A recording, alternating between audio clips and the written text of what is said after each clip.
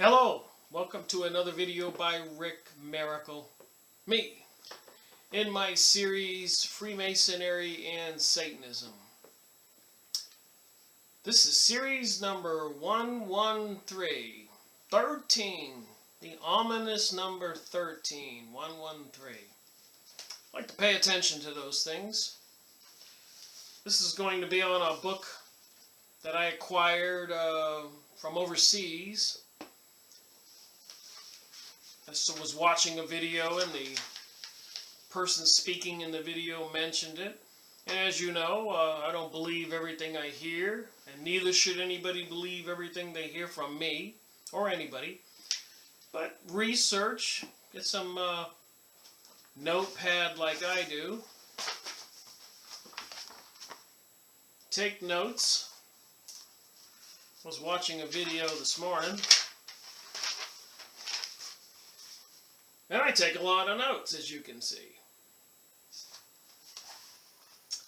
This one here the video was called Kingdom of Satan on Earth, the New Age Movement. They want a one world order. These are my notes I took. They're trying and succeeding to convince everyone to be a world citizen. We're all in this together. It's a grand deception, I say. Biodiversity, sustainability. If you just pay attention, it's obvious. If you know anything about the Bible or history or prophecy, it's obvious. So they want people to reject nationalism.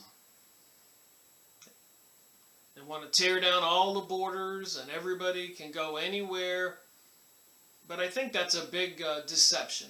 Because once they get control of the world, it'll be more like a Hunger Games world. And people who are Christians or who want family values and decency and to obey the Ten Commandments and reject this globalization and these aristocrats, these Zionist Jewish types, not to include all Jews over the world. They are not aware of this, and not including just Jews. There are many other people, including Christians and other religions and atheists, who have turned against their own kind, have become the traitors of the world, and are selling us out in the halls of Congress and the presidencies all over the world every day. Or they wouldn't be in those positions if they hadn't already sold out. They rise through the ranks of the secret societies. They go to these special meetings in, like the Bohemian Grove in California, where they throw a baby in the fire under a giant owl, Moloch, called the cremation of care. They dress naked in long robes, according to the research. Other people have said this. Many people, that's why I'm saying it. And then they ship in gay men for some kind of sexual ritual sex. It's all very bizarre. It is Antichrist. It is the New Age. And it appears to be satanic. And organizations like the Freemasons and Rosicrucians and other secret societies, they bring people in, and certain people are selected to rise to the top. People who will go along with this perverted and decadent plan for a new age. And so many people these days are buying the whole scenario, hook, line, and sinker. But these people, they hate Christianity, they hate Jesus, obviously they hate Islam, and they hate the Muslims. Look how many people have been murdered and all those countries destroyed, since also the inside job by these same people I'm talking about. Of 9/11, World War I, World War II, Revolutionary Wars, Civil Wars. Doesn't stop. It's all Antichrist. But to Christians, the first loyalty is to God, and that has to be stopped. So there will be a purge at some event, apparently. And the serpent of the Garden of Eden is at work again. Will the people be beguiled and deceived? Those are my notes from watching the video. Today's children are taught different teachings than the past children, like me, were taught.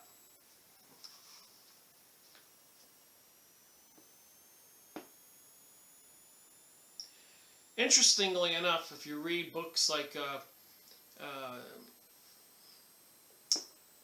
the Talmud material on that, and other books about the protocols of Zion, the Jewish utopia, I'm trying to remember the names, Bloody Zion. If you've been doing any research, you know that they think Gentiles, non-Jews, are animals. And again, not all Jews are aware of this. Many of the descendants who are living in the U.S. and other parts of the world are unaware of all of this. And it's not just Jews, it's people into the secret societies and into this Satanism that we can see in the movies and in the streets everywhere with skulls and bones tattooed on people, daggers and serpents and the symbols, Madonna and the symbols, and the 3 6s on the TV, and even in the Emmys and Grammys and football halftime shows and American Idol and football, the big eye, the eye on the U.S. dollar bill. I don't have to keep on going there in every video. The symbolism is everywhere. I've got hundreds of books talking about the symbolism. Well, cult theocracy right here behind me, the yellow one. Right here, John Robinson, Born in Blood, Dungeon Fire and Sword, New Encyclopedia of Freemasons, Dead Sea Scrolls, the Freemason Bible, Forbidden Archaeology, the Encyclopedia Judaica, and my 300 or 400 hours of videos. It's all exposed, all stuff I've gone over. So here's my point. If they think we're animals without souls, these aristocrats who think that they're some kind of gods, these Kabbalistic types, and of course there's stooges, our presidents and other leaders who are working behind the scenes to bring us all down, like Jade Helm 15, doing military exercises all over the USA. Cameras everywhere spying, computer software. Go online and just look for a lawnmower to purchase, and then start noticing every other advertisement you see is going to be for a lawnmower. Do it for a sofa, a couch. And I'm thinking, you know, even myself, my business is suffering, and Google and other organizations are trying to sell me internet marketing, putting me on higher places on the totem pole, on the search engines, and I refuse to do it. And my business client base, customers, keeps going down and down and down. And I realize they're monitoring everything I do. And if I don't pay what I call blackmail, because they don't set that system up as fair, then they're going to just block me out. So my point is, so the stooges, all these people who have turned traitor that are the non-Jews here in the U.S. and the world, and the aristocratic rich types who think they are better than us, if they really think we're animals without souls, they don't think that we should need a God or pray to God. And if they really think we're animals, what do they do to animals when there's an overabundance of deer in the forest or something? They allow the herd to be culled because they're animals. So if they think we're animals, and that's not me saying that, they call us goy and goyim, which means animals. I've gone over the books like the Jewish Utopia, Bloody Zion, Protocols of Zion, the stuff in the Judaica Encyclopedia, Encyclopedia Judaica. They really think this. I'm going to get to the book here in a minute, but I just want to make a point before I start. So the New Age, Freemasonry, Satanism, all these Zionism, United Nations, New Age, New World Order thing, they all want to destroy morality. It's like the old Pinocchio movie, if you saw it. When I was younger, I watched it. And they beguiled him onto that island with all the game and rides and cotton candy. Come on, Pinocchio, come on. Once he gets there, what happens? He gets shuttled to the back onto a slave ship. That's what's happening in our world right now. The beguilement and the deception is underway. They hate Jesus. They hate Christianity. They want you to think that you can have anything you want, do anything you want. Get rid of those haters, those Christians. They've propagandized all that, taught it in grade schools. People actually believe it. You can hear it with your ears if you just ask around. The New Agers don't want people to believe in God and that there is a hell waiting for unrepentant sinners. So they don't want you to believe that there's a place, if you're just a bad person and you know better and you don't care, that there's a place where you're going that might not be too good. They don't want you to know that. Maybe because they want you to, and me and other people, to wind up there. If they understand the universal laws. So the name of this book,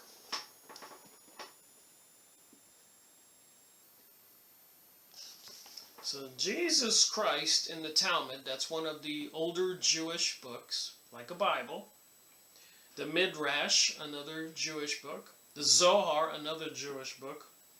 Liturgy of the Synagogue. So this particular author, smart guy obviously to be able to read those books, Hebrew and all that.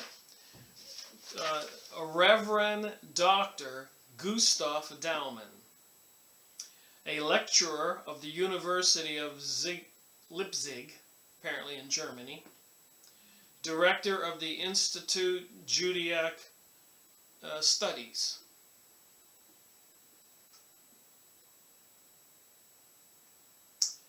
So I'm going to read from this thing, and all what I just said was a pre-conversation, that it is my opinion that these people who control our world, the banksters, the Illuminati, high-level Freemasons, Rosicrucians, all these people into these secret societies, Bilderberger groups, Club of Rome, Bohemian Grove, Knights of Columbus, Knights of Malta, and many other organizations, Zionism, the Jesuits, high levels in the Vatican. They're planning on a new age and a new world order, something in the future, and I feel, and so do a lot of other people, that it's quite evil and not for the benefit of we the people. The stage has been set. Things have already happened. World War I, World War II, 9/11, and so much more. Look at all the countries they overthrew in the Middle East, and they called it Arab Spring. There was nothing Arab Spring about it. It was thugs coming out of three-letter alphabet intelligence agencies all over the world, and mercenaries and guerrilla groups with lots of money and high-tech equipment, helicopters with machine guns and rock and roll music in the background while they're just plowing away at those citizens over there in the Middle East. Just look up, if you don't believe me, if you have any doubt, go look up bombed buildings in Middle East on Yahoo image site. And it'll show you country after city after town, water towers, sewer systems, office buildings, residential buildings. There's no war on terror. It's a complete annihilation of all the people in the Middle East. And the remains, the people that are left alive, the ones I guess they don't want to kill for whatever reason, they're sneaking them into Europe and all those different countries who are complaining. It's been in the news. They're doing it into the United States and all our different states and cities and the rural areas. It's in the news. You can find it. It's all a plan. And they hate Jesus. They hate Christianity. Apparently they hate Islam.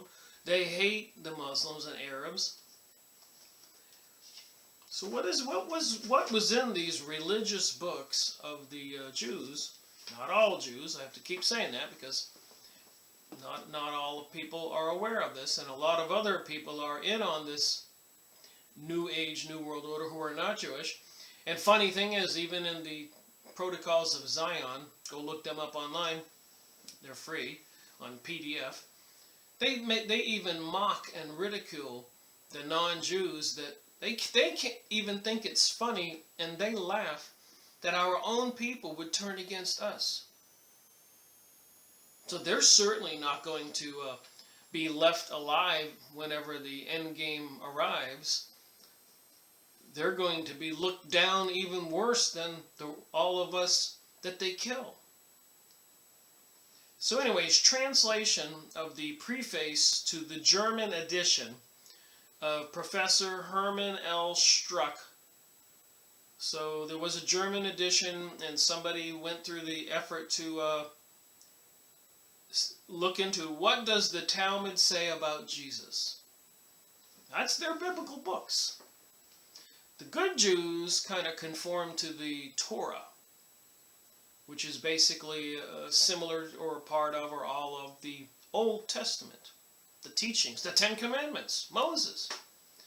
But a lot of the Reformed Jewry, or the ones that are into the Kabbalistic teachings, studying the Kabbalah, which has been accused of practicing sorcery, which is witchcraft, they turned away from the Ten Commandments. So what does the Talmud say about Jews? That's the first sentence in this preface. So it says here, but Jesus the Christ is a personality that cannot be left unnoticed. And it is a matter of fact that even after his death and resurrection, he is not left unnoticed by the Jews. The unexpunged editions, expurgated, of the Talmud and the variant lectures in the Mishnah of the Talmud Babylonia, Munich, 1868, published by Ralph Robinas, furnish proof that this is denial. So many among the Jews maintain, while they point to much more modern editions, that Jesus is not mentioned in the Talmud at all, that the Jews of the first centuries did not trouble themselves at all about Christianity at its offset. So from the time Jesus was crucified until 300 or 400 years later, when Rome had to embrace Christianity because Christianity was growing and Rome was collapsing, so they switched from the Caesar, the emperor, to embracing Christianity, and then I guess having these individuals elected as a pope. But they're saying here, for the first few hundred years, the Jews weren't really concerned or had nothing in their religious books about Jesus. But we're going to find out that was not the case whatsoever. What they did do is they practiced a lot of deception and a lot of satire. They came up with mocking names and stories about Jesus over and over. And if you read the entities that they had in their religious books that they were mocking, if you pay attention, you can tell they were talking about Jesus. So I'm only reading my highlighted portions. But say that the Jesus mentioned in the Talmud is not the Jesus held in honor by the Christians, as is evident at once by the fact that the Jesus of the Talmud was spoken of as pupil of Joshua ben Parchiah, who lived 100 years earlier.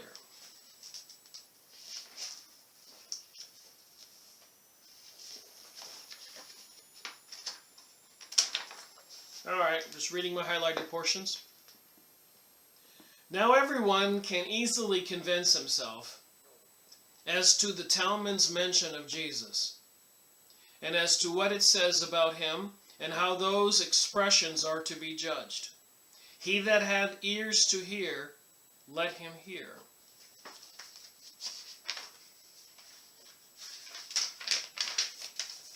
Gotta flip over some pages to find out where I started highlighting, because the first part of the book, I guess, is in Hebrew.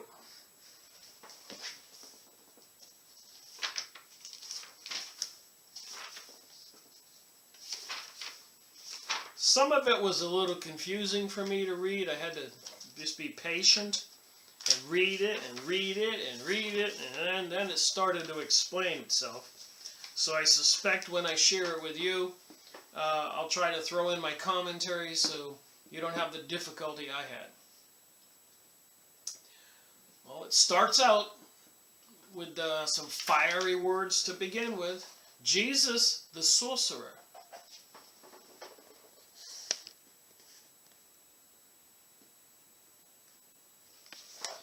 So a lot of people I talk to out there these days will abruptly, if you mention Jesus or that you're a Christian, it's even been in comments on press releases on the internet when I see Routers or Associated Press releases, and somebody mentions Jesus, and the next commenter will say, "Come on, man, everybody knows Jesus was just a myth. You know, that historical fabrication is gone." Well, this stuff's been in the Talmud and been researched for years. And even with Edgar Casey and many other books who are into psychic abilities and looking into the past and all that. And even in the secret doctrine and all that stuff on the Kabbalistic studies and all these other books on the New Age religions, none of them deny Jesus. But here in the Jewish Kabbalistic type books, they say really bad things about Jesus. They don't deny Jesus. But then you wonder what they teach, and then you wonder what Jesus taught. And if you're a decent person, you're going to go with Jesus, obviously, who said love one another. And if you're going to if you're an evil person, then of course you might want to run down and join your local Illuminati group and start preying on your fellow man.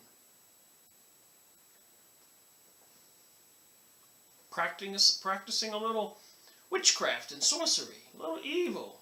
Join the mafia. If you don't like Christianity and Jesus and decency, find yourself a home with all the evil folks. Deal some drugs. Get some cocaine out there and some opium and poison people. So we all have a choice to make. He who scratches on the skin in the fashion of writing is guilty, but he who makes marks on the skin in the fashion of writing is exempt from punishment.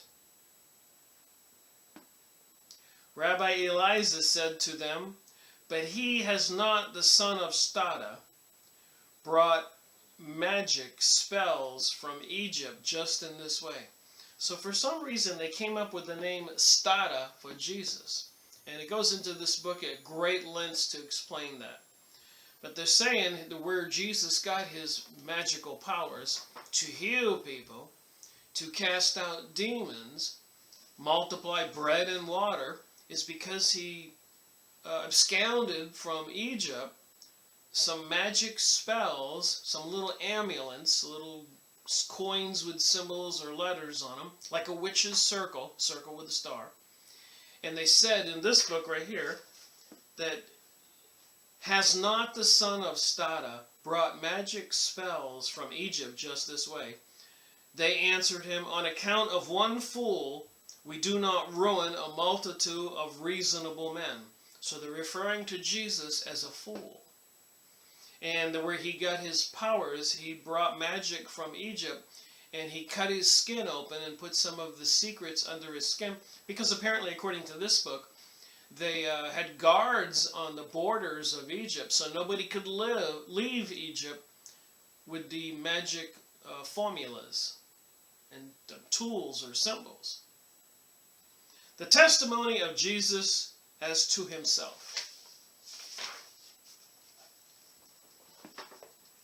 Again, I'm reading my highlighted portion, so if I jump around, I can't do an audio book here, it's too much. How strong was the voice of Balaam? B-A-L-A-A-M. Rabbi Johannesson said, it was heard 60 miles. Rabbi Johanna ben Levi, and I learned something else new, interesting stuff. When you say Johanna ben Levi, it's Johanna, son of Levi. Ben means son of. That plays an important part. It took me a while to figure it out. 70 nations heard the voice of Balaam. That's another, apparently, substitute name or satire name or insulting name that they gave to Jesus. They didn't want to use Jesus' actual name. They didn't want to say it. I guess it was some kind of way to insult Jesus' name. Rabbi Eliza says, God gave strength to his voice, and he went up from one end of the world into the other, because he was looking about and seeing the nations adoring the sun, and the moon, and the stars, and the wood, and the stone.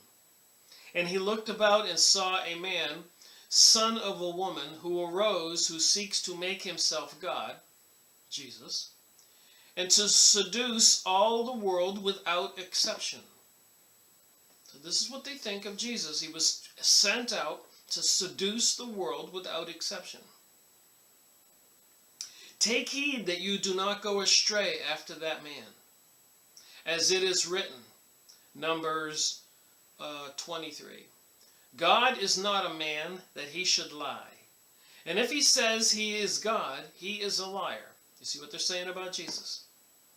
And he will fall into error, and say that he is going away and will come again. Jesus was resurrected at certain spaces of time, and he hath said, will not do it. Look what is written, Numbers 24 to 23. And he took up his parable and said also, who shall live when he makes himself God? Balaam intended to say, alas, who shall live from the nation which gives ear to that man who makes himself God? So this author of this book was just looking through the different Jewish, Hebrew, ancient books, trying to find out what they had to say about Jesus. And he had to search because they were using substitute names, but when you listen to the story, you knew who they were talking about. And when you examine the substitute names, there were reasons for the names they chose. Jesus, an adulterer, someone who worships idols. There shall no evil before thee. That's in the Sanhedrin, another Jewish book. PSXC 110. That means that evil dreams and bad fantasies shall not vex thee. Neither shall any plague come nigh thy tent. That means that thou shalt not have a son or disciple who burns his food publicly, i.e., who renounces openly what he has learned, like Jesus the Nazarene. So we are going to find out when I keep on reading, is they just continue to find fault, but very ugly fault with Jesus. There's no mistaking it. We shall not have a son or disciple who burns his food publicly, like the Nazarene. And it says, now next sentence says, Balaam Jesus. You can see it here for yourself.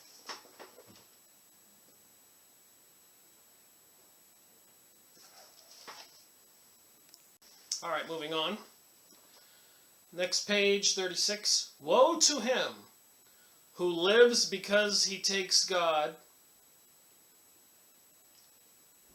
Resh Lakish said, woe to him who vilifies himself or who saves his life by the name of God. Rashi, Balaam who vilifies himself by the name of God, making himself God. So he's just proving that the different paragraphs in different Hebrew books are actually referring to the same person. Another reading has it, who vilifies himself as to the name of God, that is, woe to those men that vilify and amuse themselves in this world and tear the yoke of the law from their neck and make themselves fat. So this is what they're saying of Jesus, calling him Balaam and Strata so far, and there are reasons. Moving on here, and I'm only doing my highlighted portions, as you can see. I pre-read most of this book already.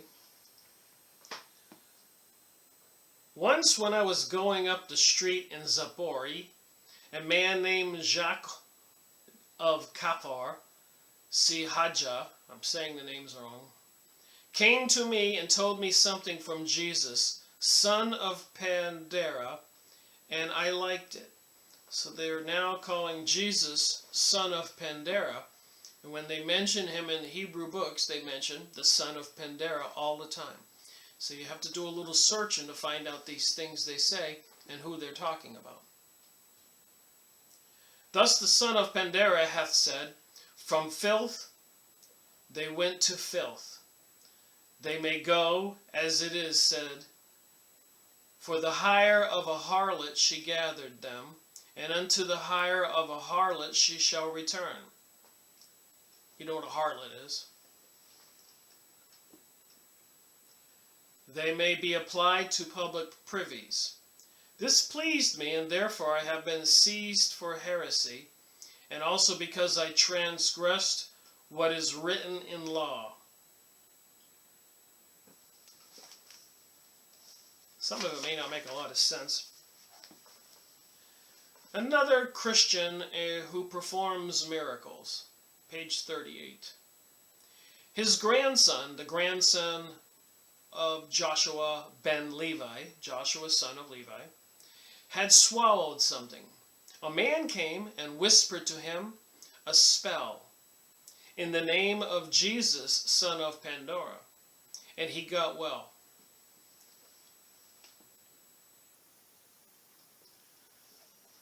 Next paragraph.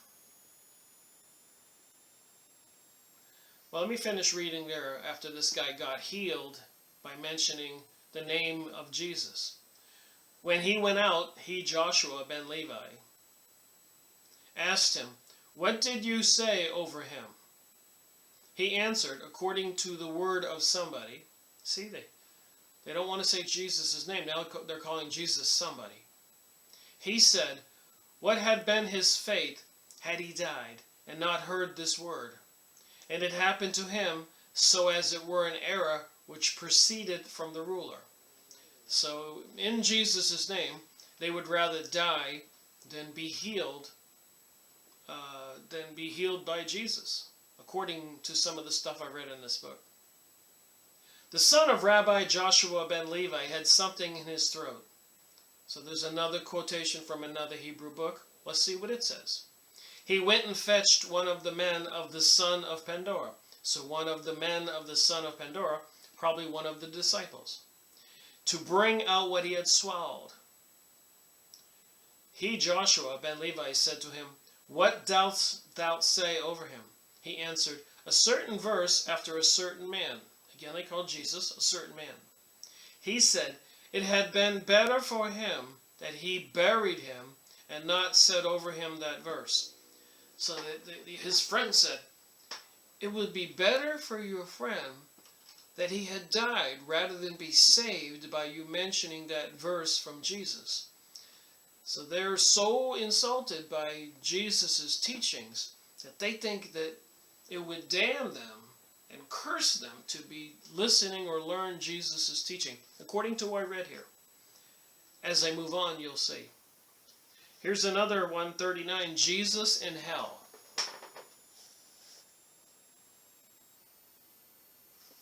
And again, I like to have my little sidebars. A lot of people don't believe there's a hell. They don't think that there's no consequences for what we do on this life. Whether you're reincarnated or whatever the religious teachings are for all the religions of the world. I'm learning as I go. But you can see what's said in this book. Jesus has mentioned this book, his teachings, his healings, and hell and all that. But people don't want to believe. Nobody wants to study or believe anything anymore. Should say nobody. There's a lot of people out there that are interested in the truth. What's going on with this new age and new world order. Page 40. Jesus in the Zohar. Zohar is another, I've shown them in my previous videos. I got a couple copies of the Zohar. I've got to read them for myself. From the side of adultery, Sabbatha Saturn is called Lith. So now you got some of these names, Saturn, Sabbatai, and Lilith. And if you go on the computer and look up images of L-I-L-I-T-H,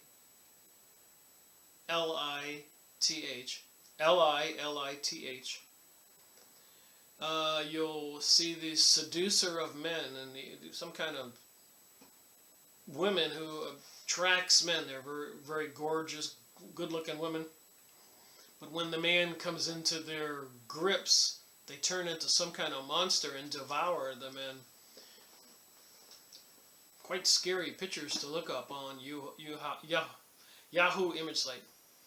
Sometimes it takes me a while to get into the groove of speaking, pardon me. So from the side of adultery, Sabbatai, parenthesis sign Saturn, sometimes a symbol for Satan, is called Lilith. So that would account for why the female version of the devil would do that. Mixed dung, cow manure, probably human manure, on account of the filth mixed with all kinds of dirt and worms, into which they throw dead dogs and dead asses. And the sons of Esau and Ishmael, and those read, Jesus and Mohammed, who are dead dogs, are buried among them. Did you just hear what I just said? It's in this book, in the Zohar, that this from the side of adultery, Sabbatai, Saturn, symbol for the devil, is called Lilith, the female being who attracts men. There's all kinds of the historical biblical references to women like this. Mixed dung, on the account of the filth mixed with all kinds of dirt and worms, into which they throw dead dogs, dead asses, the sons of Esau and Ishmael. So apparently they don't like Esau and Ishmael either. And there read, Jesus and Mohammed, who are dead dogs and buried among them. Apparently, as mentioned in the Zohar 3, page 282a, Raja Mehanana. I'll turn this around so you can see what it says.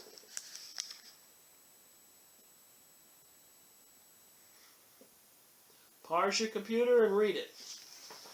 Just stuff that this particular author, back in 1893, I said. What year was this book? 1891 was this particular note, and 1893 was the book put together. So this particular smarter guy than I was looking into these Hebrew books and seeing what they said about Jesus. And here it says this thing I just read. She, Lilith, this beautiful woman who turns into an ugly monster once you get in her grips, is the grave of adultery, where they bury the uncircumcised, who are dead dogs, abomination and bad smell, soiled and fetid, a bad family. She, Lilith, is the ligament which holds fast the mixed multitude. Exodus EX, I'm not sure which books this is, X1138, which is mixed among Israel. You could just go back and read that paragraph. I just held the book open for a minute. Which holds fast bone and flesh, that is, the sons of Esau and Ishmael, dead bone and unclean flesh, torn of beast in the field, of which it is said, ye shall cast it to the dogs. So remember what we're doing here. This particular author, 100 years ago or more than 100 years ago, went through some of the Hebrew books, the not so good books, not the Torah. I'm not quite sure if there's anything in the Torah in here, but some of the other books like the Talmud, and then you can look up Talmud and Satanism and stuff like that on YouTube videos and watch some smarter people than me go over those books. And again, that's why I have many books in my collection. I'm not trying to just pick one topic and do it. I'm trying to say that everything is connected. And I'm going over a huge eclectic collection of books, different kinds of books on almost any subject. And I'm showing that the intelligence behind the scenes are the secret society elitists, thousands of years in our history, who are concealing many secrets from the rest of us. And they're causing a lot of death and suffering to the people on planet Earth for quite a long time. And they have something planned in the future, whether it's World War III or Civil War II in the U.S. or mass revolutions all over the world. We can see that they're turning many people against the people who still have their consciousness, decency, family values, and all that. It is becoming the liberals and conservative, the progressives, and the people who want to continue to believe in God and the Ten Commandments. There's a battle looming. Protesters are out there, the signs. Do you read the signs when you look at these protests? There was that one poster the guy had on a gay parade, big sign, he held it up. I bet hell is fabulous, in big rainbow colors. Well, I can bet you now that hell is not fabulous. I think if you think about it for a minute, we'll all agree, but apparently some people are so gone, they're actually buying into the fact that hell is fabulous. Jesus in Liturgy of the Synagogue. Unclean are they who mean to spoil thy inheritance. So unclean are they who mean to spoil thy inheritance. So these Hebrews back then believed that they are the God's chosen ones. And here comes Jesus teaching otherwise, to treat all men equal, to love your fellow man, that it may barter away thy glory and become entangled after thy vanity. So this is what they're accusing Jesus of. To accept the abominable branch as God, and to cast away and to spoil thy holy fear. And it says here, Lilith is a female demon, just like I explained, so you know that it's not me trying to make this up. And what I just said there, right there. Lilith is a female demon in that paragraph I just read. So I just wanted to find out what this educated man, 100 plus years ago, when he went into these Hebrew books, what it said about Jesus. What do they think about Jesus? What are we supposed to think?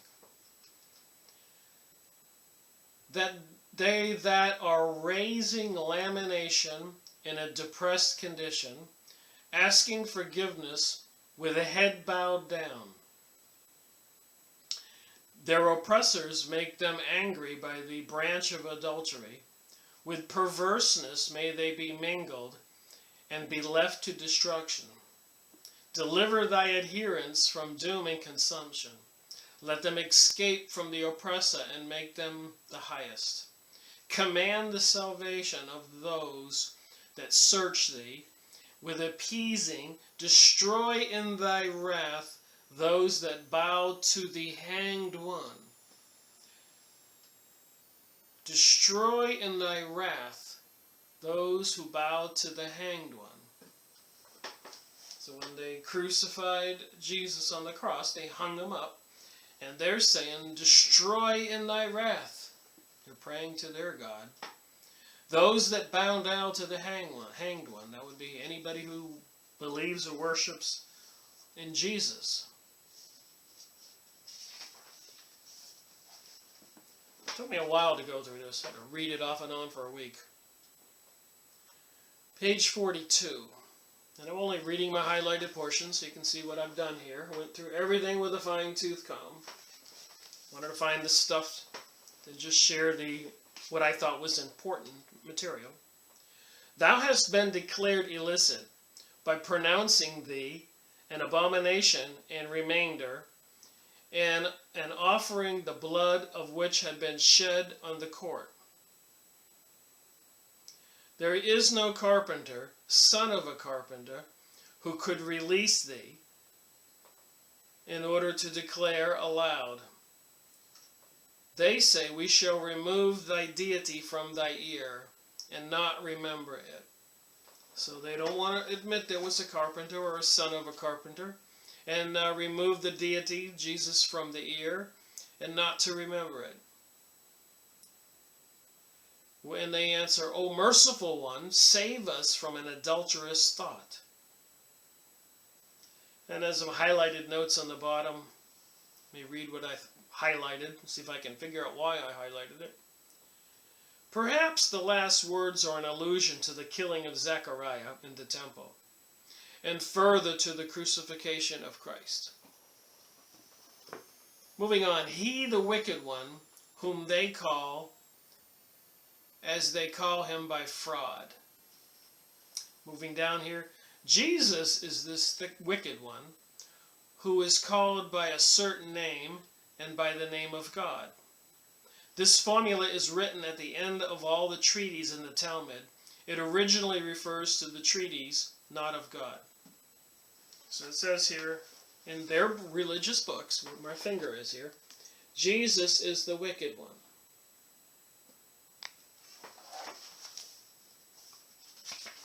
And as I continue to read this and read this and read this, it's obvious of the hatred of Jesus these people have.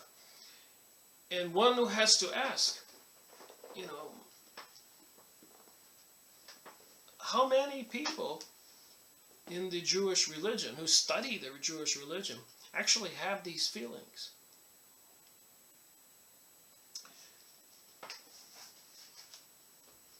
Scary thought. I think it should be left up to the Jewish community to come out with what they think. And obviously they do, as I've got many books on that particular topic. Just thought I'd look at a couple of these books for a second. My second video I ever made, number 2, I write the numbers for the video series, Freemasonry and Satanism, book review number 2.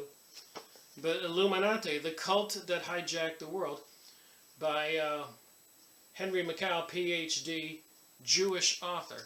All these things I'm saying, you can see I read everything here, and I did make a video or two.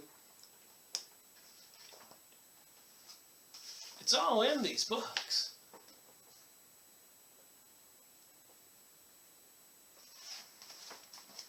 British Jewry tried to stop Zionism.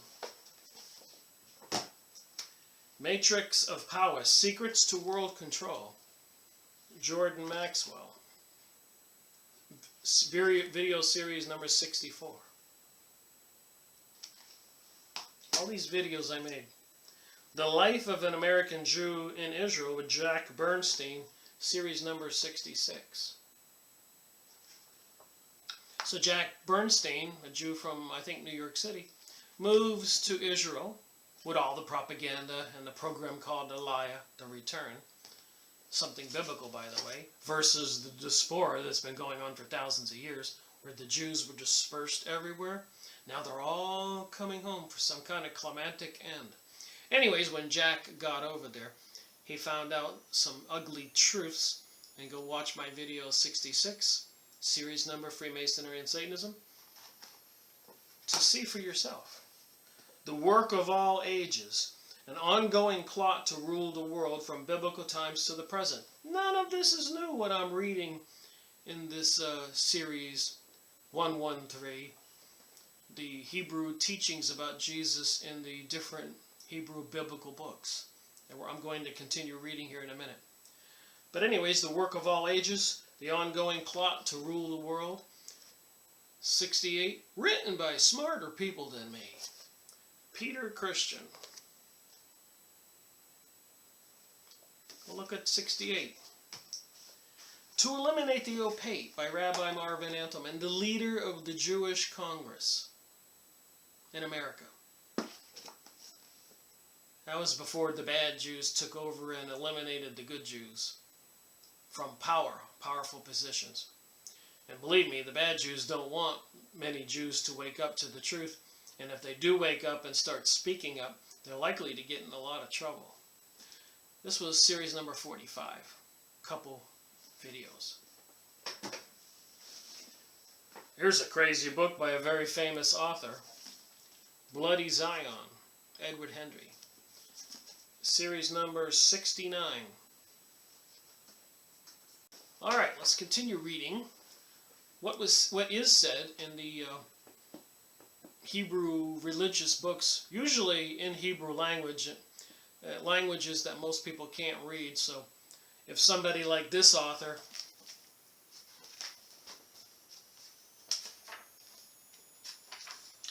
Reverend Dr. Gustav Daumann of Germany, a PhD person probably, learned in Hebrew. Had he not went and obtained those books and researched them, people who watch this video or myself would never know what's in those books, what they say about Jesus.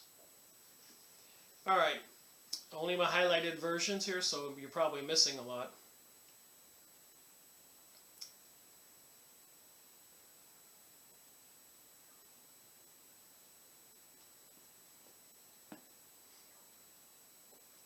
Children and women made a covenant together to be bound like lambs, which are examined in the chamber of the house of burning. Thou, the sole and exalted one, for thee we will be killed and pierced.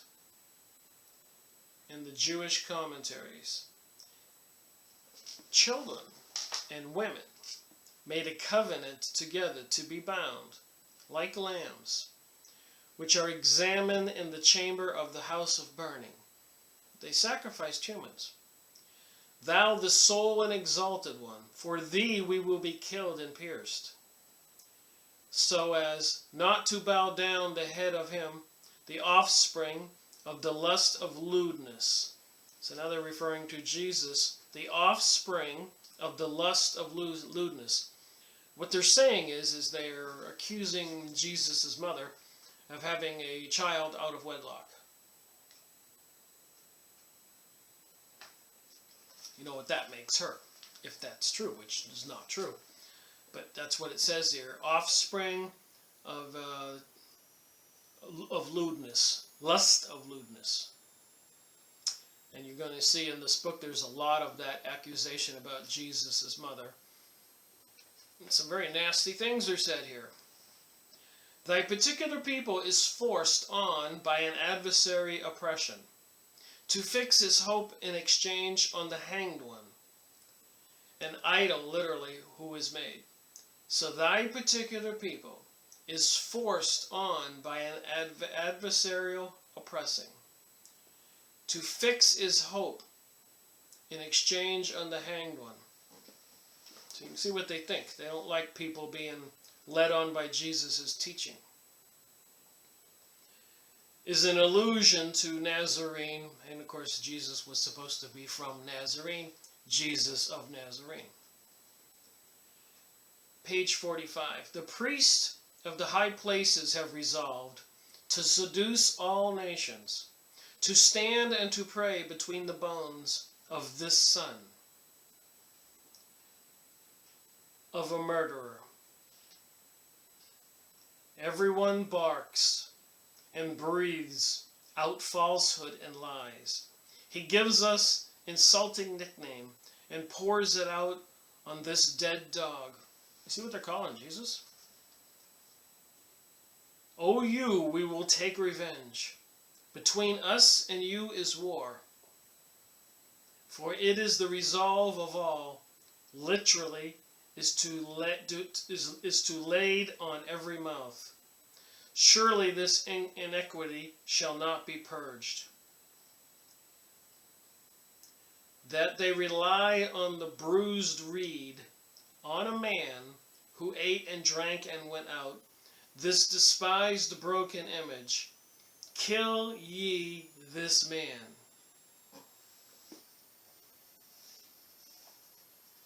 Oh my.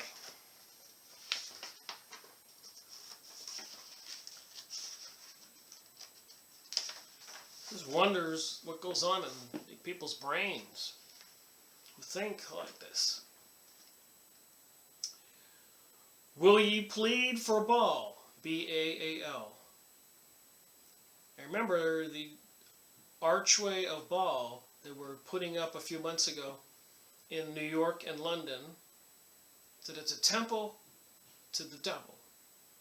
They call it the Arch of Palmyra and the Arch of Titus. It was in the news everywhere, and a lot of the Christian people rose up and were forcing them to not do it, and then they did it in the background, and they changed the name to the Arch of Titus or Arch of Palmyra, but it was the Arch of Baal, B-A-L, and that's the devil. If you don't believe this is all true, that's what it says in this book. That's why I show what's in the book too.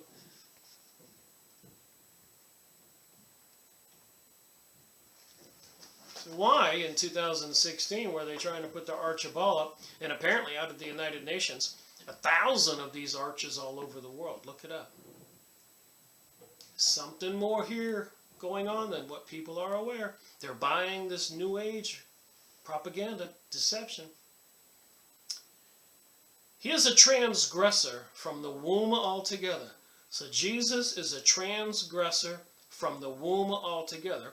Because remember, they're claiming in this book, as you will see, over and over and over again, that she went out and had sex, Jesus' mother, with a Roman soldier. And the Roman soldiers were the soldiers they despised the most. So this was certainly a very insulting allegation. That's how much they hate Jesus. He was a transgressor from the womb altogether. He had not showed us his glory or his greatness. Fatherless he was. See, Jesus was supposed to be born of an immaculate conception, and had none to help him. Why have ye done this thing? The host of Israel have received commandments on Sinai. Such a one shall not enter into the assembly of the Lord. You're going to find out later on that they also mocked and ridiculed and hated the 3 kings who showed up in Jerusalem when Jesus was being born. Not quite sure the city he was born in. Nazarene? Bethlehem? And why they showed up? They were following a star. So that would be something a little divine, you think? But the Hebrews back then didn't like that.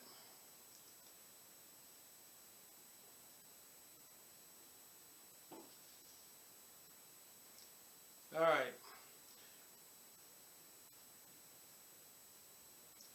See, he is a man born of a woman who is covered with shame. And now our soul is dried away. How shall this man save us? So they're saying the man Jesus, born of an immaculate conception, they would rather think of it as the lies of a Roman soldier. How could a man born out of wedlock save them? It's a lot easier for me to translate this after I've already read most of the book. But when I first read it, it's a bit confusing until you got a few more pages into it. And a strain it is to be seen in the warp and woof. I got some highlighted notes here on the bottom. Jerubbaal said of Baal, Jerubbaal said of Baal, whose altar he hath thrown down. If he be a god, let him plead for himself. And it says here, a bastard, somebody born of an unwed mother, like Jesus, as the offspring of an illegitimate birth. Warp and woof is a Jewish term for the cross. Meaning is that the cross is the place of the former temple of a profane nation, and defilement of holy places. So it says, number 3 here, note, a bastard like Jesus. Can't make this up.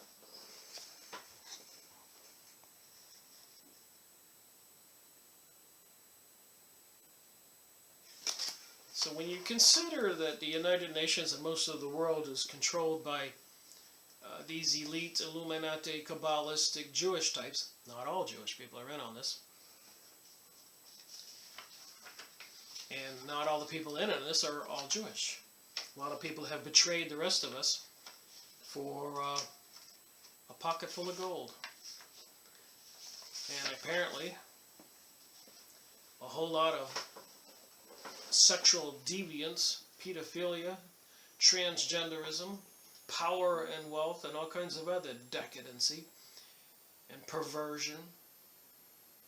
That's what it is. But when the end times, up is supposed to be down, and down is supposed to be up. Good is supposed to be bad, and bad is supposed to be good. And 2 and 2 equals 5. That's what they want you to believe. I'd also like to say, a little reminder here, my research is focused on what the heck is going on in the world. Things are a bit strange. I think most people agree to that these days. And I don't think that they've come this far to quit. It might behoove us who behind the scene is pulling the strings and what the real plans are. If you've been watching videos, which you don't want to believe what is obviously the answer about the new age and the new world order. I think the best way to focus and see it is to remember the movie Hunger Games. And many other movies, even like Mad Max. What could be looming in our future is not pleasant. What has happened in the past was not pleasant. And I think a lot of it has to do with ignorance and apathy. So many people are following this new age, this new thing called to be progressive, liberated. But that's all teachings that come from the propaganda. This might behoove us all. When I'm reading this book and we see how they think of Jesus, and we see in the Freemasonic New Age books I went over, and so many other books, I've shown them, that they plan on eliminating Christianity and other religions. They're discrediting, and they have many people believing that Jesus Christ never even existed, was just a myth. When anything could be furthest from the truth. We're reading historically in their religious books. So let me continue on. A new chapter here.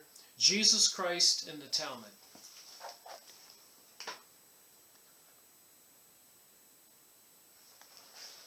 And again, some of this might seem a little confusing.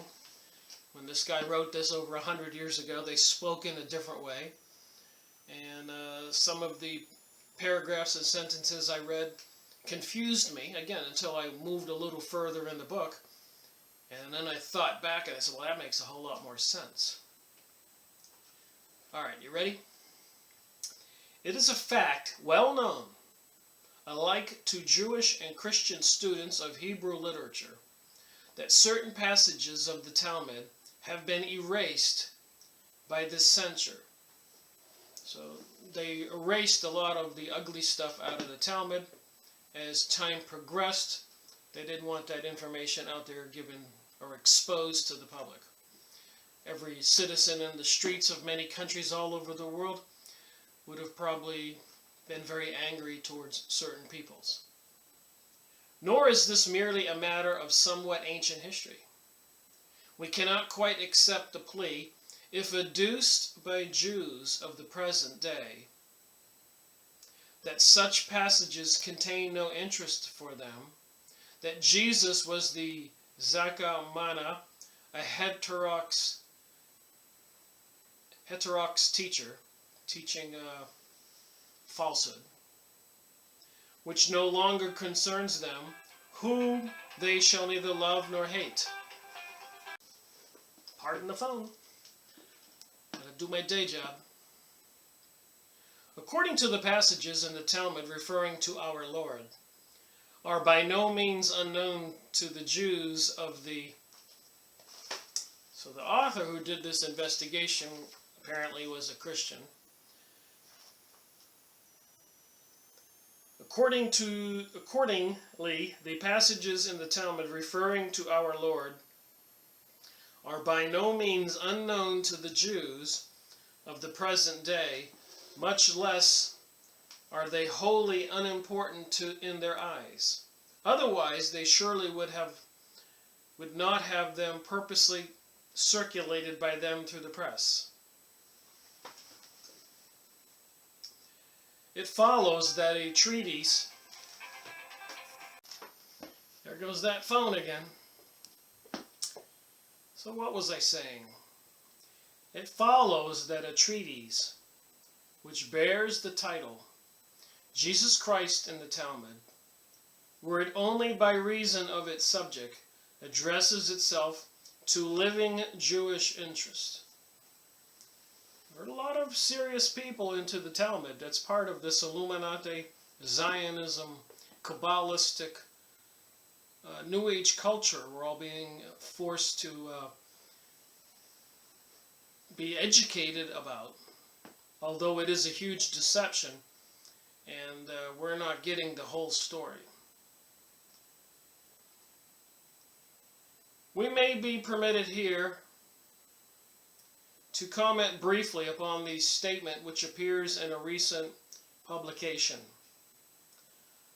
Blumenthal, in his open letter to Professor Delitzsch, Frankfurt on the Main, 1889, Germany, has alleged that the invectives, invectives, invectives, against Christ. I did look up invectives, that's in insults, are contained in the Talmud, as contained in the Talmud, have been evoked by Christian persecutions. He transfers the latter persecution of Jews to the infancy of the church. But the Jewish hatred of Christianity, which began with the crucifixion of Christ, is much older than the Christian hatred of the Jew. It is enough to recall the two names of St. Paul and Justin. Further, we may note that Blumenthal himself declines on any one occasion to write in full the name of Jesus, but contents himself with signifying it by the initial letter. Again, Levi, while denying in his pamphlet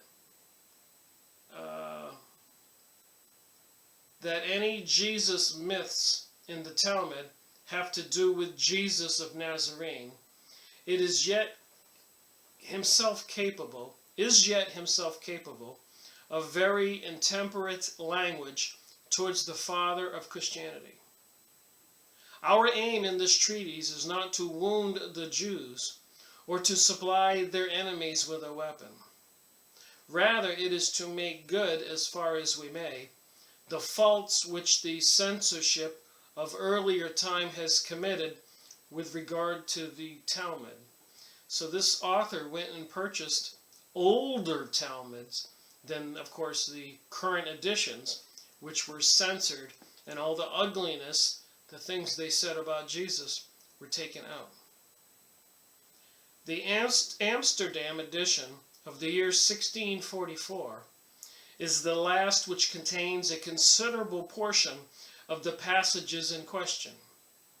Even of late, notwithstanding that outside Russia, the censorship on the part of the Christians does not stand in the way, only mutilated text of the Talmud.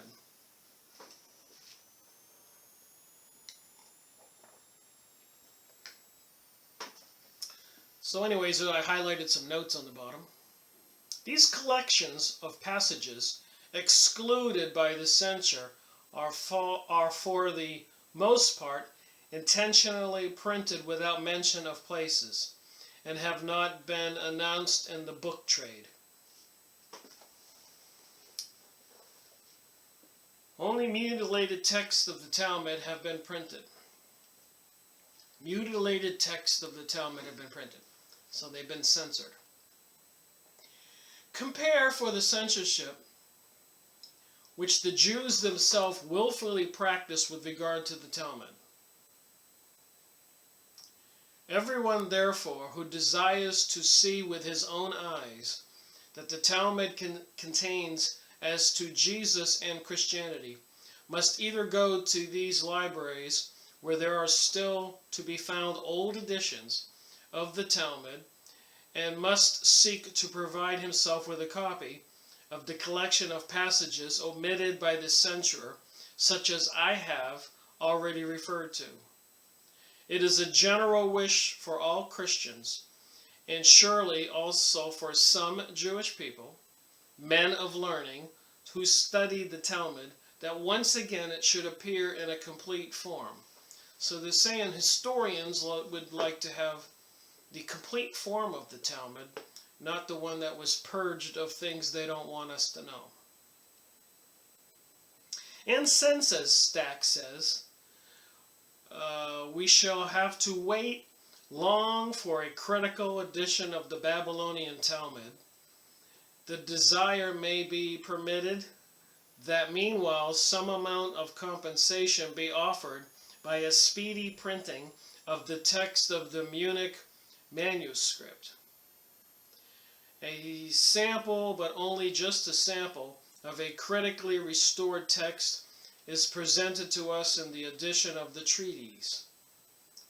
It was at the bottom a thoroughly Talmudic principle which the Roman Church followed when it gave order to purify the Talmud from everything hostile to Christianity.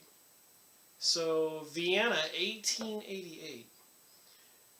It was at the bottom of a thoroughly Talmudic principle which the Roman Church followed when it gave the order to purify the Talmud from everything hostile to Christianity.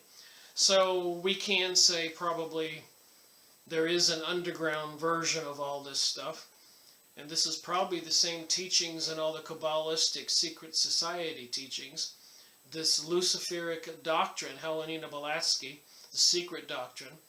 Basically, it's a satanic text and witchcraft, sorcery, and ugly things they say about Jesus. They didn't like him for teaching good teachings, to love one another, treat your fellow man how you want to be treated. So how would it work out for sorcerers and witches if they had to follow those teachings and not use their witchcraft for personal gain and all kinds of other ugliness, following the advice of demons and other types of demonic beings? Just thinking out loud here. Very different was the view of the church teacher, Origen. His words directed against the slanderous writings of Cellius are as follows. Our Savior held his peace when he was charged by the heathen governor. That would have been Pontius Pilate, the Roman governor. He believed that the holiness and innocence of his walk would vindicate him much less forcibly than scorn, however eloquently phrased. Let us also in this matter tread in the steps of Jesus. We are abused, reviled, slandered, accused, persecuted, slain. Let us with our Redeemer keep silence and oppose to our enemies nothing save our piety, our love, our meekness, our humility. Piety speaks without words, more eloquently and powerful. Some notes on the bottom here I highlighted. During the lifetime of my childhood, had the writings of the Christians come into my hands, I would have consumed them together with the names of God which they contain. So this would have been R. Taflon of the Jewish Academy. So he said, during my lifetime, in my childhood, had the writings of Jesus come into my hands, I would have consumed them together with the names of God which they contain. Next page.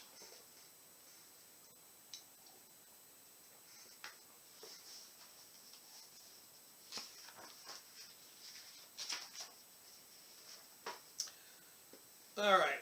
More eloquently and powerfully than the most eloquent reasoning. Have then the burning of the Talmud and such other violent measures as have been adopted against it affected what the church must desire, viz. To diminish the Jews' hatred of Christ.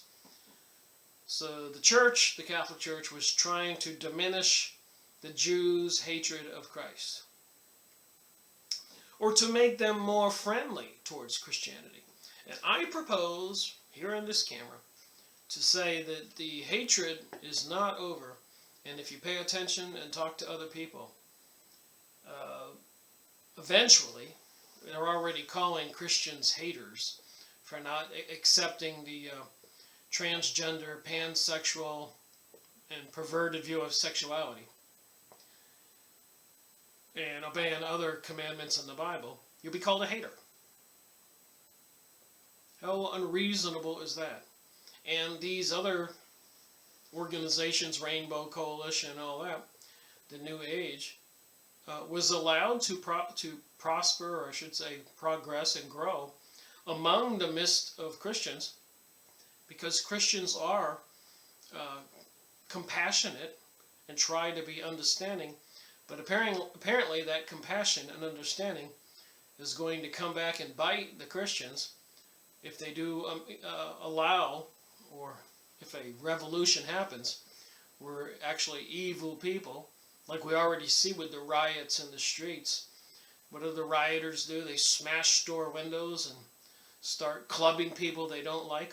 And a lot of places all over the world. They go into some kind of crazed fever. The uneducated masses who are following the evil elites' propaganda teachings, and the decent people wind up being the victims. Of course, you talk to somebody who's on the pansexual, transgender, old men allowed to go in little girls' bathrooms. I know I'm pushing the limit on that, but look at some of the accusations in the news and all the other stuff on pedophilia, Pizzagate, human trafficking all over the world, and maybe I'm not being harsh enough. The elites are behind this, and they're following the dialectic, Hegelian dialectic, a book written by a Mr. Hegel, hence Hegelian dialectic. But fundamentally it's a dialectic, which when you have a war, you try to get two sides to fight each other. If you're in the background and you want to get everything that the two sides have, once they kill each other, it's all yours. A dialectic. Just like they have the Republicans against the Democrats, the blacks against the whites, the gays against the straights, the rich against the poor, the Americans against the Muslims, the Americans against the Mexicans, and the young against the old, and on and on and on. There are people who own the newspapers and magazine who promote this philosophy, this teaching, to create this dialectic. There's no mistake about that.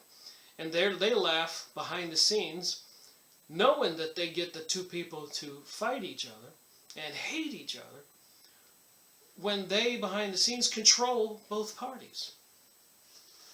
A lot of people are waking up to this.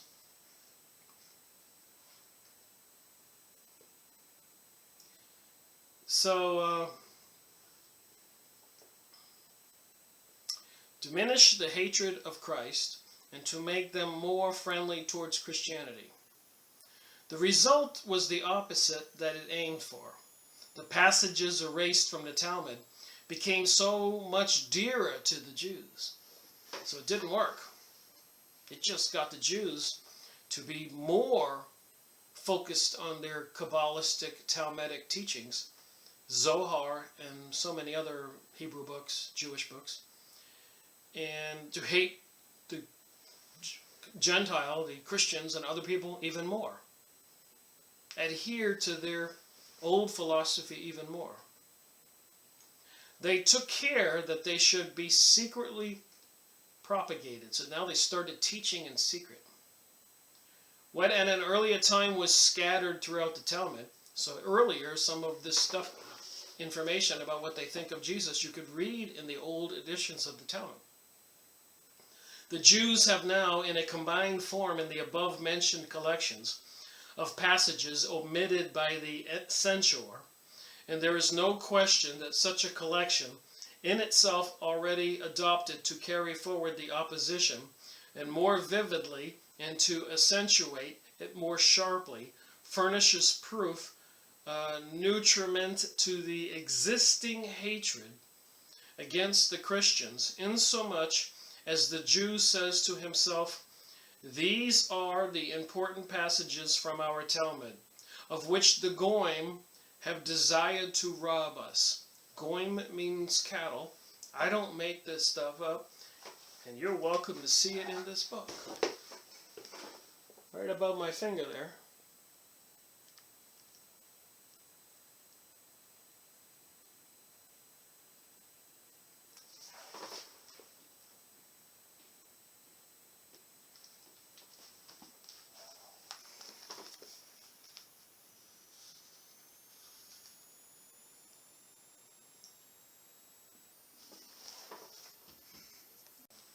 Well, you read it here if you paused your computer. To which the Goyim have desired to rob us. These are the important passages from our Talmud. What they think of Jesus. What they think of Christians. How much they hate Christians. We're in trouble, you think? Now you know why there's such an effort for this New Age and New World Order. And let us not forget, these Kabbalistic people, I don't even know if I want to call them Jews, because a lot of them are not. Obviously, they're Akhenatis, Khazarians, have no Hebrew DNA in them whatsoever. But the New Age and New World Order is alive and well, and even in Congress and in people in the streets and parades and banners, this one world united is growing, and it's only because the propaganda has been fed to the ignorant masses. A lot of intelligent people are aware of what's really going on. There's plenty of books out there. I've got the books. I've ordered more books. But you can't convince the people who don't want to listen, don't want to see, who would watch a TV program like Spartacus. They take swords and whack off arms, or other horrific TV shows that me and some of my friends turn off. Not even to mention how many people these days don't even subscribe to cable. It's so disgusting. But pay attention to billboards, the school books they give to your kids, magazine articles. You think it's innocent. Some of the words and lyrics to songs. It's not innocent. There is the people behind the scenes who control our world. It says it here. It is thoroughly objectionable that an ancient literary work should be arbitrarily altered or mutilated by after ages. And what a misdemeanor towards history it is forcibly to suppress historical facts. Well, you know, when you're in warfare, I guess if I was these Illuminati Zionist types who want to dominate the world, and I had Hebrew books that disclosed all that, I would supposedly, I'm sure I would have them edited so the enemy wouldn't know. What the Talmud contains concerning our Lord even though it be for the most part a distortion of truth, or even a purely imaginary picture. Yet is history all the same a history, that is to say, of Jewish ideas concerning a person of transient interest. We consider, therefore, that in the restoring to the Jews the passages in question, we are in the same sense making amends for the acts of folly committed toward them by the church of unwisdom, by the church in its unwisdom. So the church, in its wisdom to erase these passages, the Catholic Church, probably wasn't doing the Jews any good. Because many Jews of today, if they were to be able to read that stuff in English, would probably burn their own Talmud. Of course, not the rich banksters and Illuminati types, people into the pedophilia and all this other child trafficking and mass drug smuggling and all these other evil things they're doing, people who want to dominate the world. They would be happy to have that as a souvenir, the Talmud with the truth in it. The Satanists, the Luciferians. This is possible notwithstanding that the Jews have never been altogether deprived of them, for it may still be rightly named a restitution if we, unlike the Pope, call upon the Jews, do but study just these Talmudic passages about Christ with real thoroughness. This is what I would say this to Jews. Please study the Talmud with real thoroughness. And if you can't see that there are people out there who want a new world order and new age, just watch TV or watch anything these days, and our famous people, they're all saying new world order and new age. It's coming out of the mouth of almost everybody, including the Pope. Presidents of the United States, Kissinger, Rockefellers, Rothschilds. What did he say? I care not who your presidents and leaders are as long as I control the money. Then he controls nations. And he's one of the Zionists. It was his money and doing that brought Israel to where it is today, the Rothschilds.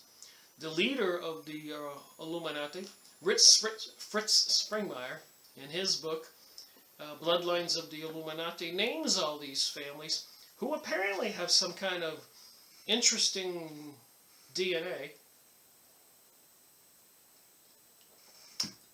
Could be some kind of hybrid reptilian, Anunnaki, alien DNA.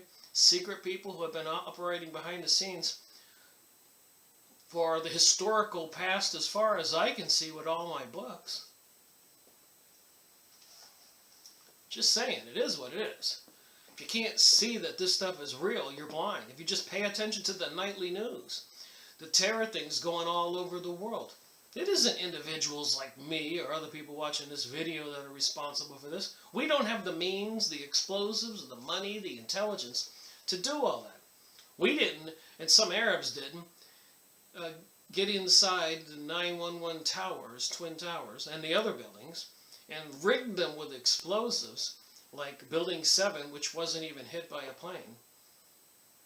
And even the owner, Larry Silver Spring, said pull them. I mean, this is all common information. So there are some things going on behind the scenes, and I think what I'm reading in these books in Christianity has everything to do with everything. So if we did get the Jews who are not aware, who are kind of befuddled or curious or thinking the rest of us are some kind of anti-Semites, if they were to read the Talmud, they would probably burn their own books, in my opinion, the good Jews. For a thorough study of these passages must, as we think, shake the belief of the Jews in the authority of the Talmud. So if they read the Talmud, they would not buy it either. And if you go over to Israel, there are many Jews protesting in the streets, and many Jews all over the United States, if you look at comments on press releases, who are opposed to killing all the Palestinian people.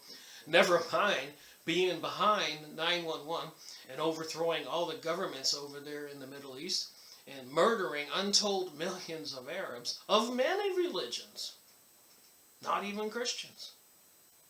There's something bigger going on, a huge deception. And with the New Age, it's a huge beguilement. Everybody's being deceived. They think it's a big party. More breweries in town. More free money from the government.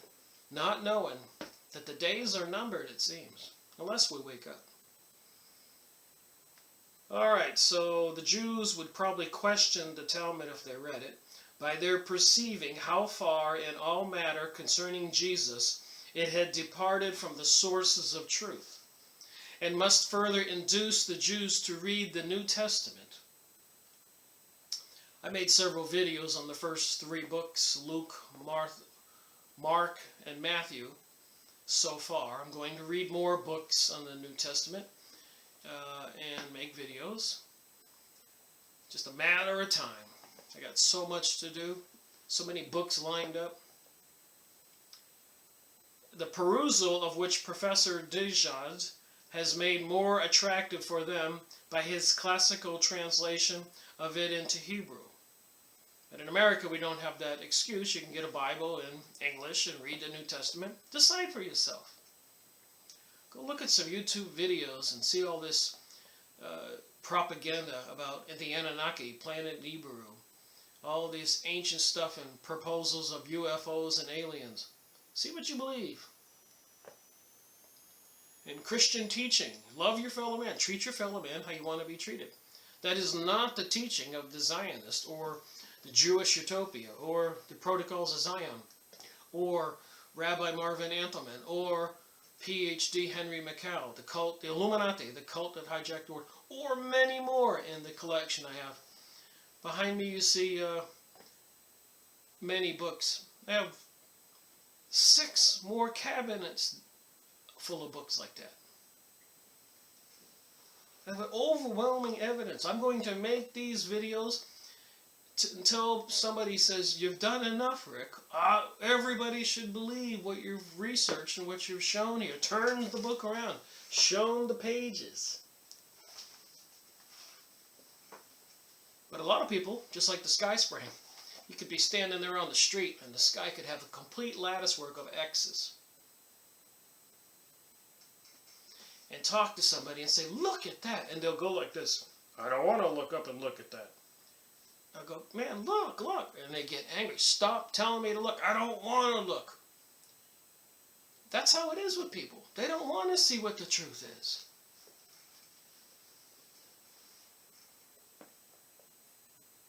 What are we going to do? I guess just continue reading books, and other people out there doing their part, reading books, making videos, talking to people, being gentle. And hopefully the insanity will cease someday. Since, however, it is confessedly a difficulty to many a Jew to examine into the truth of the Talmud, in whose authority he comes prepared with an unconditional belief, it is now a task for Christians on their side to examine scientifically the Talmudic traditions concerning our Lord, and to point out their origin. However, to render a service to the Jews is not the only point of view from which the subject of Jesus Christ in the Talmud seems deservingly of a thorough investigation. Jesus, a name which has no parallel. No one passes him by with indifference. You can't just ignore Jesus. And they've already pretty much eliminated Christmas. And they're giving us Hanukkah. I'm learning more about the Jewish traditions and celebrations. And why there would be a 7-star candlestick in front of a major department store this past Christmas, when you find out what Hanukkah is beyond me. Some celebration for them overtaking a city that was taken from them. That's their celebration. I'll read more about it. Go on Wikipedia, find out what Hanukkah is, and say, wait a minute, why are we all having Hanukkah 7 candlesticks on the downtowns and the front lawn of the White House and everywhere else, when it's about some kind of conquest of Jewish people? So does that mean the conquest is being celebrated, that they're getting closer to their new age and new world order? Not all Jewish people. But if the Jewish people did, as this book says, went and investigated, like Henry Mackau or Rabbi Marvin Entelman, and so many others, books I have and books I've gone over, a lot more people would wake up.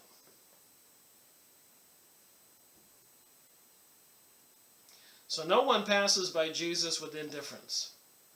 And the question which stirs all the world, what think ye of Christ? Experiences from none a more significant answer than from the people of the promise. Remember, it was the Jews way back then who were praying for and waiting for a Messiah. The Messiah that came apparently wasn't the Messiah they wanted. They're probably saying, no, God, this isn't the guy we want. We don't want to love one another. We're the chosen people. We're the aristocrats of the world. We're the people into the cabal. We're into witchcraft and sorcery. We want to be the aristocrats, the leaders, the elites. And everybody else deserves to be our slaves. Is that the thinking of these evil people who are spraying chemicals in our sky? Using HAARP, H-A-A-R-P transmitters to microwave cities and peoples? Making GMO foods, which are illegal in most countries of the world, but not the United States. Vaccines with mercury, illegal in a lot of places, but not the United States. Fluoride, illegal in a lot of places, but not in the United States. Some cities in the United States are forcing them to stop putting fluoride in the water, which calcifies the pineal gland, makes the body lethargic, and so much more. Spying on us and allowing the rich corporations to make trillions and billions while everybody else suffers and with difficulty to pay their own rent. Isn't there something wrong with this picture, with a country as wealthy as the United States? Who controls the United States? Remember, Prime Minister Sharon of Israel said in a heated argument in his Congress when somebody said, we can't keep killing the Palestinians and taking their land. I'm paraphrasing. Because the United States will stop us. And you can look this up, don't believe me. And Prime Minister Sharon of Israel said, don't worry about the USA, we control the USA. And then go look up Prime Minister Benjamin Netanyahu and Fink's Bar. And again, don't believe me? You look it up, when people who watch my video, and you decide. I'm not trying to create hate. I want to try to get the world back to normalcy. Just like they say, President Donald Trump is supposed to drain the swamp. We need to get these evil people out of leadership positions all over the world. And if they're into this Talmudic religion, and if they think that that's what's going on, these elitists, that they're going to create this new age and new world order and continue to deceive all the people in Europe and the new U.S. and many other places. Children with big nose rings in their rings now. I think it was a 14-year-old young girl at a dinner party the other day. Big nose ring in her ring. Our children are not safe.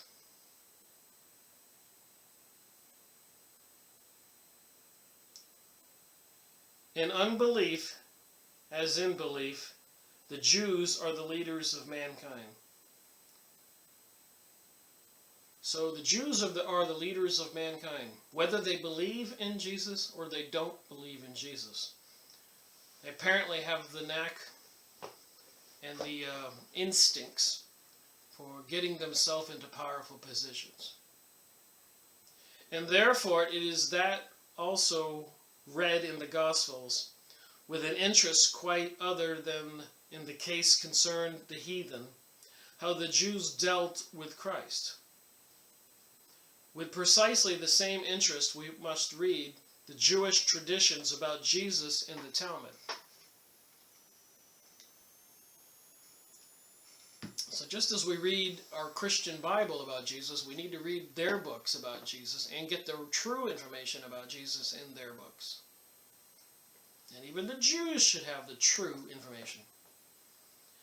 But then, although we might have cherished the expectation of finding in the huge Talmud, containing as it does especially religious discussions of every kind, the person and the acts and the teaching of Christ very expressly and frequently debated, the astonishing fact confronts us that Jesus is very seldom spoken of, and but little is known of him.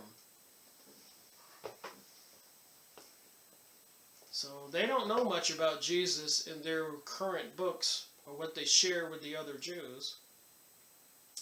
The case, that is to say, is not, as was formerly believed on the part of the Christians, that the Talmud abounded in abuse of Christ. Well, remember, they were purged and even censured by the Pope in the 1600s and later, 1888. This is a Christian era, which sprang probably from the belief that everything said in the Talmud in reference to adultery and to Rome was aimed at Christians. No, in the Talmud, so far as the existing matter permits us to judge, mention of Jesus occurs but sparingly. It seems inexplicable that the scribes, who in Jesus' lifetime busied themselves with him day and night, with disposition also in the Talmud, is still the same one of hostility, have become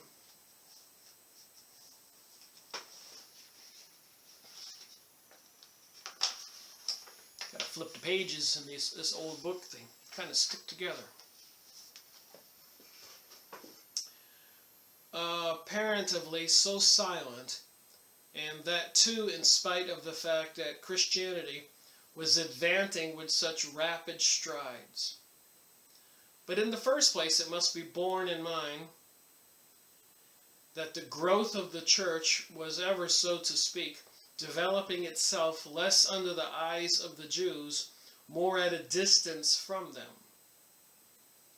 It was not where the Jews dwelt and their academies existed, via in Palestine and Babylon, that the gospel of Jesus had extended itself. As a tree embracing all within its shade, but like the sun in the history of the nations of the world, it made its way to the west, whereby its gentle power is gained one victory after another. So, to be a little bit fair here, we do know that Rome embraced Christianity, in my opinion, for its own personal gain. I think the teaching to love your neighbor as you love yourself was probably an easy thing to teach, and probably would be embraced by many people of decent communities worldwide. Yeah? So it was probably easy to get Christianity to expand all over the world. But were there malevolent people behind it? I'm sure there were. And some of the popes have some really bad reputations. So make no mistake about that. There are good Christians and there are bad Christians. There are good Jews and there are bad Jews. But we're talking about the people into secret societies, Zionism, and all this other stuff in this New Age and New World Order. A seriously well planned out thing, apparently with some control and connections to the spirit realm, the demonic realm. And as my research will show, that can be verified. Look at the masters that even Helena Blavatsky, Edgar Casey, Albert Pike, all these famous people communicated with these interdimensional or beings from some kind of other firmament or some spiritual realm. There's plenty of it out there, and I've been going over it.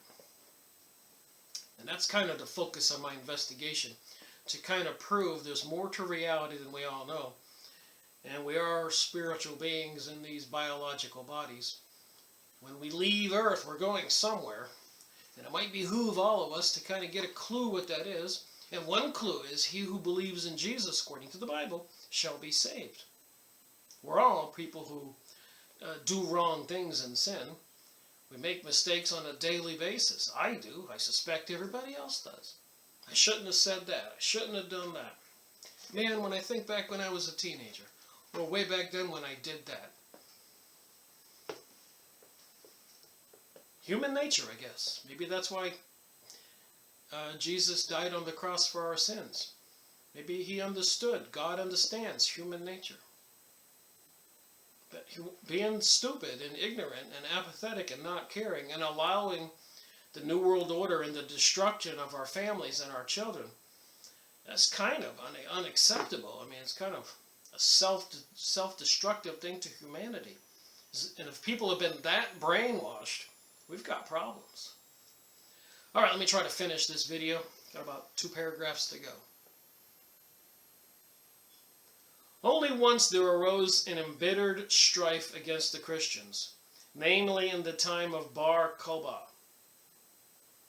the false Messiah. That's interesting. I got to look him up. I'm familiar with the Sabbatai Zivai I've been going over. I'll be making more videos on him. The false Messiah of 1666. The false Messiah and of Ar Aqaba, his prophet, who were a fierce enemy of Jesus. But otherwise there was peace, and so there were might easily absorbed in the study of the law and disturbed therein by no Christian. So for a period of time there was harmony between the Jews and the Christians. Have altogether ignored Jesus, if it were not that he was just a person whom the Jew cannot in the long run pass by without crucifying him. So I hardly suspect that any Jew would really not know about Jesus and not carry some kind of burden on their shoulders for the crucifixion of Jesus. Killing God's Son, killing God, whatever. Killing the Messiah. Or else worshiping him. And many Jews have turned towards Christianity, and I'm sure that they're get the same promise that the rest of us got, he who believes in Jesus. They weren't born current day Jews. Back then, they were born yesterday, born 50 years ago, born 100 years ago. And they're not responsible, in my opinion, but what do I know? But they're responsible for what they believe now. As long as the earth remains, Jesus will never be forgotten by the Jews. And what could the Jews know about Jesus? The writings of the Christians, in which there stood much concerning him, were burnt rather than read, and oral teachings was just a little sought in the hands of the Christians. And I am aware from my research in 2011, 2010, 2012, when I was reading the J-Post, the Jerusalem Post newspaper, quite a bit, and printing out, and I have volumes of binders, 3 or 4 of them this thick, full, of press releases and the comments, because I couldn't believe what I read. But if you try to hand out Bibles in Jerusalem or Israel back then, you might find a bomb in your mailbox. That's what they think of Jesus. And I have the evidence of people over there, what they say. But we're almost done here. But as has been said, while on the side of Christianity, no considerable inducement was given to the Jews to call Jesus to mind. And to the really vigorous current of Jewish life failed to concern itself much about him. How totally different was it in the Middle Ages? In that period, the time of Jewish persecutions, the hatred of Jesus, which was never quite dormant, reached its full expression and beget a literature in comparison with which the Talmud must be termed almost innocent. So let me just say that again. How totally different was it in the Middle Ages? In that period, the time of the Jewish persecutions, the hatred of the Jews, which was never quite dormant, reached its full expression and beget a literature in comparison to which the Talmud must be termed almost innocent. So they had literature out there that was much more revealing of hatred towards Christianity and the people of the world during and after the Middle Ages. Then there was found in the very name of Jesus the treatment which he deserved, viz. To be blotted out. And I'm convinced right now, to 2017, they intend to blot out memory of Christianity and Jesus and probably Muhammad and Islamic religions and other stuff. Apparently, prophecy says we're all going to be forced to accept the mark of the beast and swear allegiance to Lucifer or lose your life.